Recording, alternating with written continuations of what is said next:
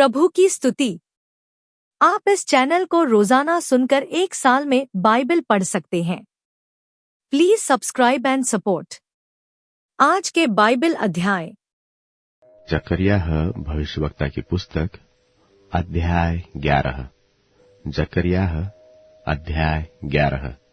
हे Lebanon, आग को रास्ता दे कि वह आकर तेरे देवदारों को भस्म करने पाए। हे सनोबरो, हाय हाय करो, क्योंकि देवदार गिर गया है और बड़े से बड़े वृक्ष नाश हो गए हैं। हे बाशान के बांज वृक्षों, हाय हाय करो, क्योंकि अगम्य वन काटा गया है। चरवाहों के हाहाकार का शब्द हो रहा है, क्योंकि उनका विभव नाश हो गया है। जवान सिंहों का गर्जना सुनाई देता है, क्योंकि यरदन के तीर का घना वन नाश किया गया है। मेरे परमेश्वर यहोवा ने यह आज्ञा दी कि घात होने वाली भेड़ बकरियों का चरवाहा हो जा।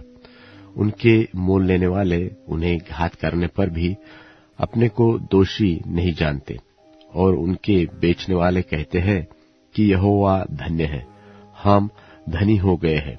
और उनके चरवाहे उन पर कुछ दया नहीं करते।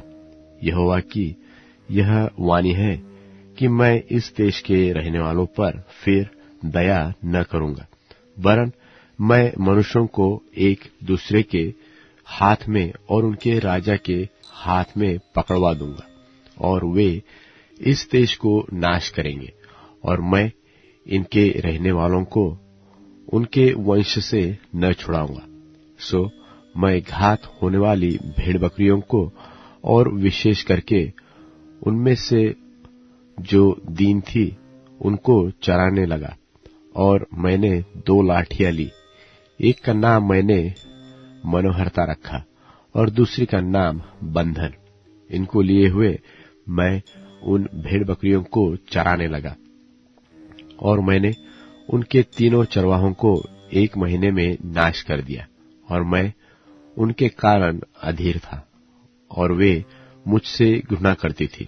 तब मैंने उनसे कहा, तुमको न चराऊंगा। तुम में से जो मरे वह मरे, और जो नाश हो वह नाश हो, और जो बची रहे वे एक दूसरे का मांस खाए। और मैंने अपनी वह लाठी जिसका नाम मनोहरता था तोड़ डाली, कि जो वाचा मैंने सब अन्य जातियों के साथ बांधी थी उसे तोड़ू। वह उसी दिन तोड़ी गई, और इससे दीन भेड़ बकरियां जो मुझे ताकती रही, उन्होंने जान लिया कि यह यहोवा का वचन है। तब मैंने उनसे कहा, यदि तुमको अच्छा लगे तो मेरी मजदूरी दो, और नहीं तो मत दो। तब उन्होंने मेरी मजदूरी में चांदी के 30 टुकड़े तौल दिए।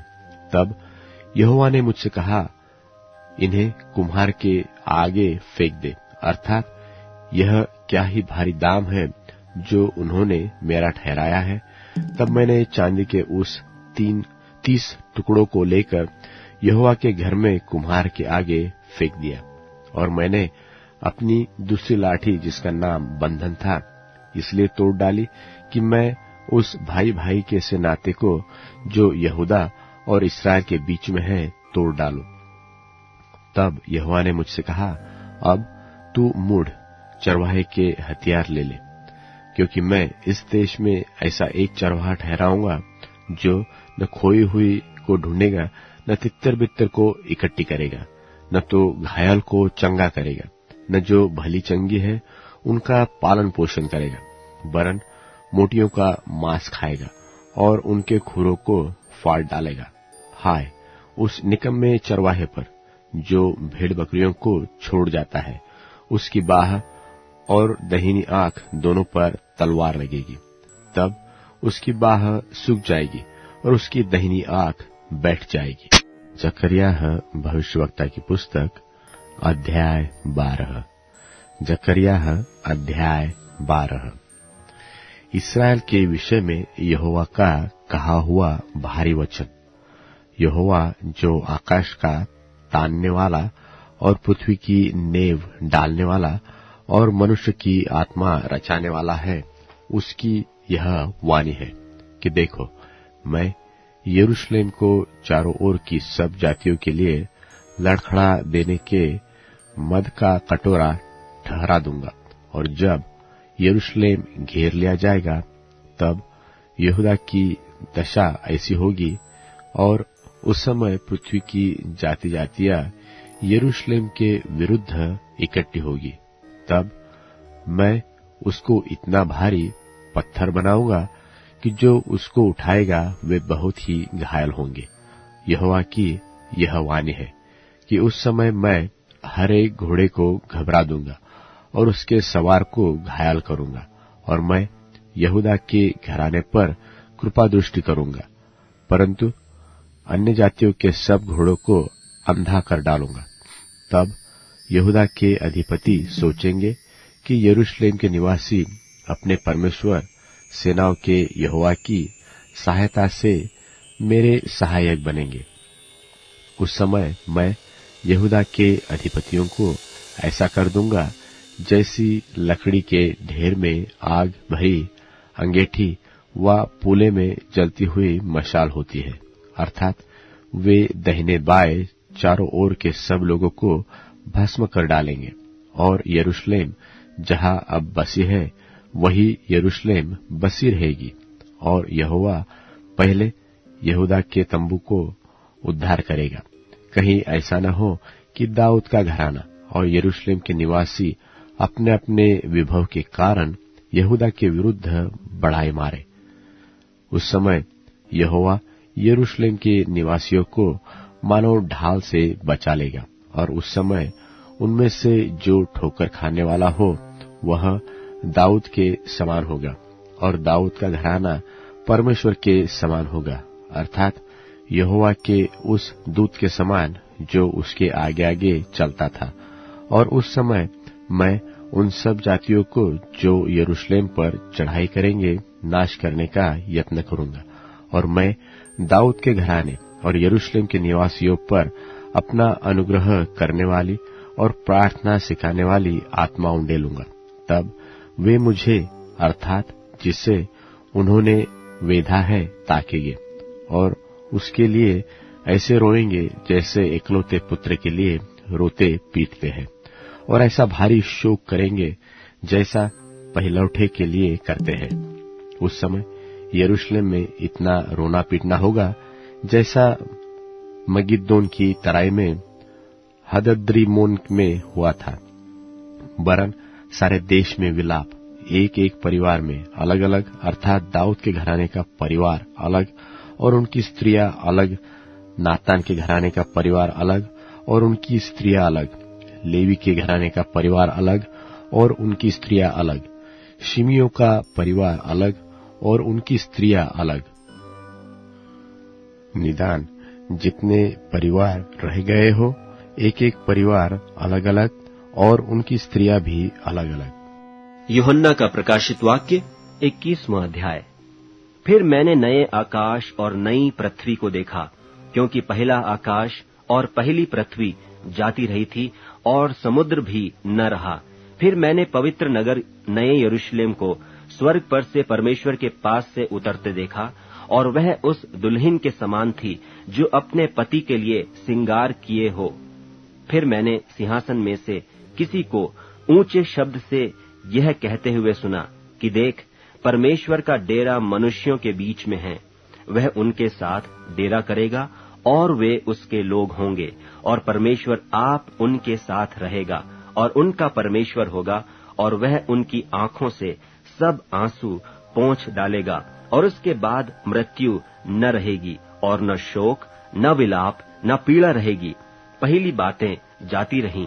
और जो सिंहासन पर बैठा था उसने कहा कि देख, मैं सब कुछ नया कर देता हूँ।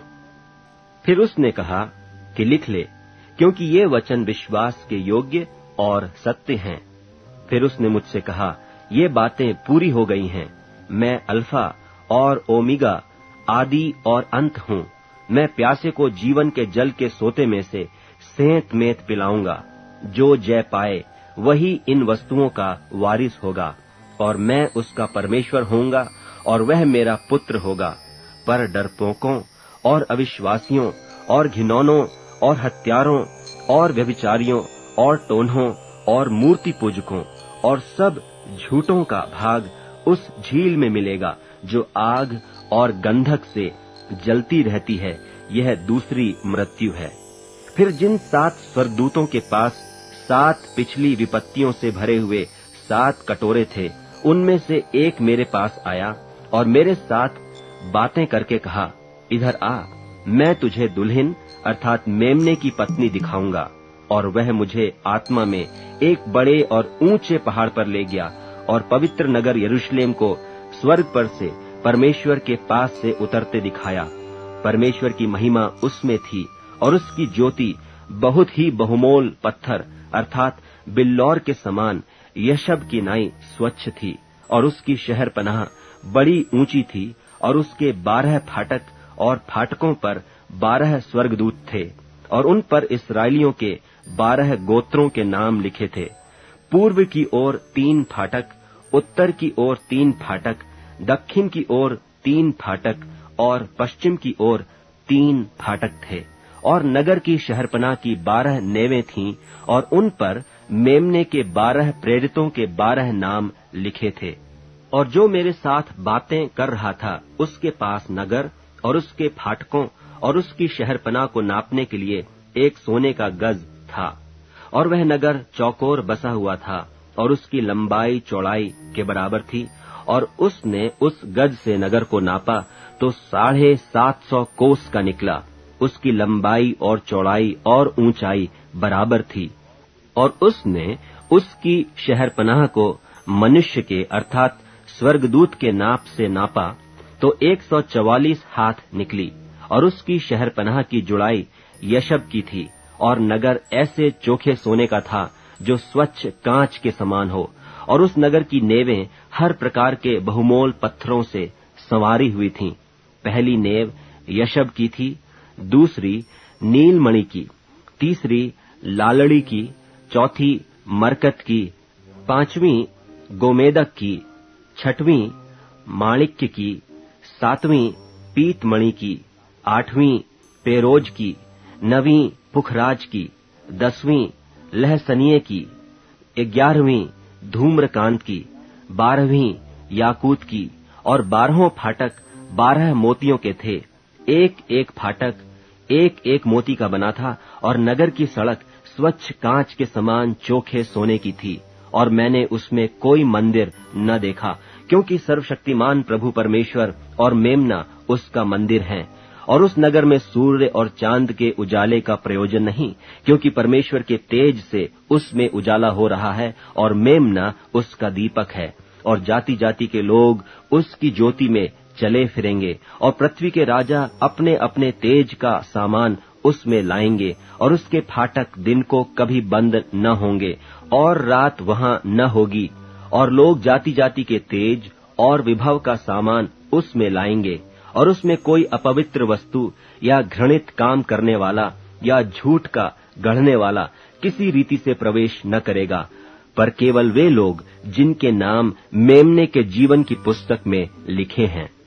नीतिवचन अध्याय 28। नीतिवचन अध्याय 28। दुष्ट लोग जब कोई पीछा नहीं करता तब भी भागते हैं, परंतु धर्मी लोग जवान सिंहों के समान निडर रहते हैं। देश में पाप होने के कारण उसके हाकिम बदलते जाते हैं, परंतु समझदार और ज्ञानी मनुष्य के द्वारा सुप्रबंध बहुत दिन के लिए बना रहेगा। जो निर्धन पुरुष कंगालों पर अंधेरा करता है, वह ऐसी भारी वर्षा के समान है जो कुछ भोजन वस्तु नहीं छोड़ती। जो लोग व्यवस्था को छोड़ देते हैं वे दुष्ट की प्रशंसा करते हैं, परंतु व्यवस्था पर चलने वाले उनसे लड़ते हैं। बुरे लोग न्याय को नहीं समझ सकते, परंतु यहोवा को ढूंढने वाले सब कुछ समझते हैं।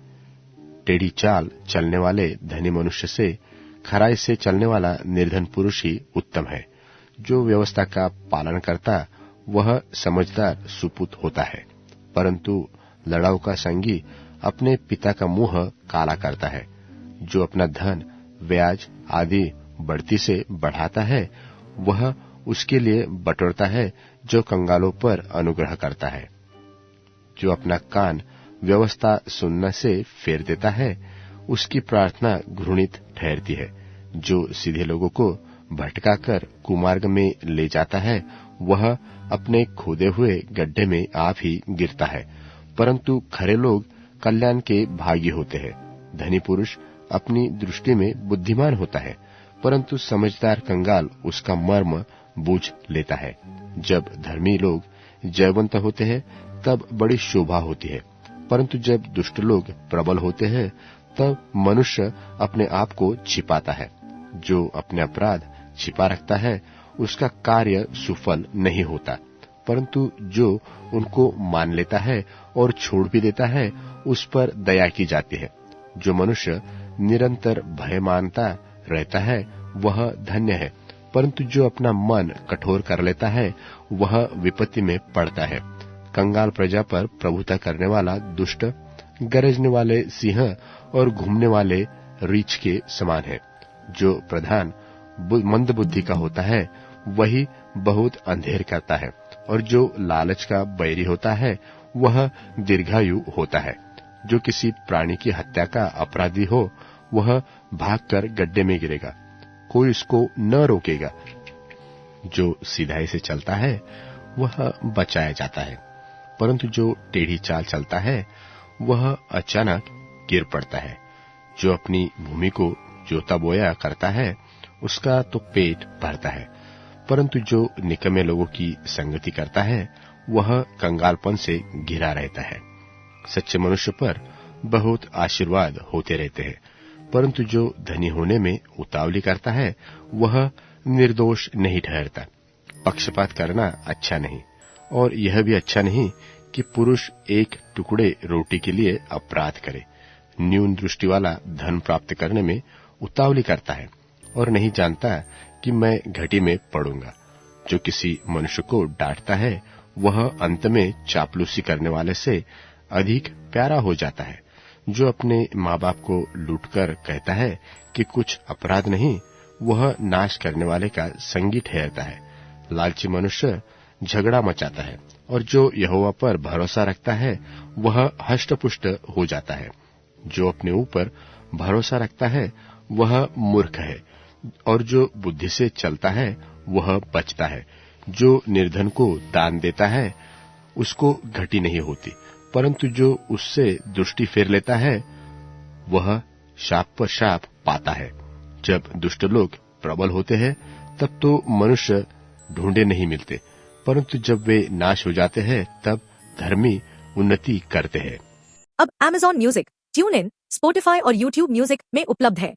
Please follow it.